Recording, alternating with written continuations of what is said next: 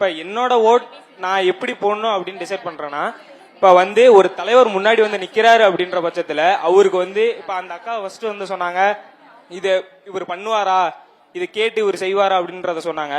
அதாவது ஒரு தலைவன் அப்படின்றவரு மக்களுக்கு இந்த தேவைகள் இருக்கு அப்படின்றத புரிஞ்சு நான் இதை செய்வேன், நீங்க வந்து என்னை நம்பி நிக்கலாம் அப்படின்னு சொல்றாருன்னா அவரு தான் நான் எதிர்பார்க்கிற ஒரு தலைவனா நான் பாக்குறேன். இப்ப நான் என்னோட ஓட் நான் தான் டிசைட் பண்ண முடியும்ல. இங்க இருக்கவங்க யாரும் வந்து நீ இவருக்கு போடு நீ இவருக்கு போடுன்னு சொன்னா நான் அவங்க சொல்றதை நான் செய்ய போறது கிடையாது. என்னோட ஓட் அது என்னோட உரிமை. நான் போடுறேன் அப்படின்ற பட்சத்துல எனக்கு இவர் நல்லவரு, இவர் வந்தா இதெல்லாம் பண்ணுவாரு அப்படின்னு அவரு நடவடிக்கைகள்லயும் அவரோட பேச்சுலயும் அவரு மக்களை கவர்ற வகையிலையும் அவரை நான் தெரிஞ்சு நான் அவரை தேர்ந்தெடுக்கலாம் இல்லையா? இது என்னோட ஓட்டுக்கான உரிமை தானே. நான் வந்து என்ன பண்ணுவேன், இவர் வந்தா இவர் பண்ணுவாரு அப்படின்ற நம்பி நான் அவருக்கு நான் ஓட் போடுவேன்.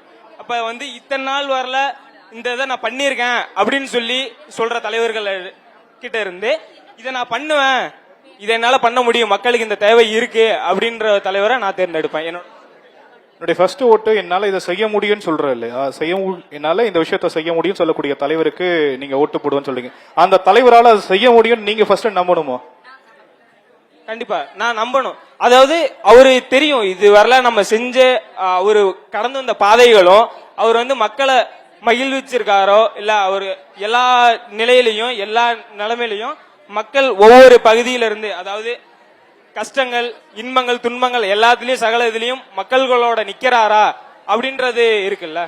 அப்ப நான் அந்த தலைவரை தானே நான் தேர்ந்தெடுக்கணும்.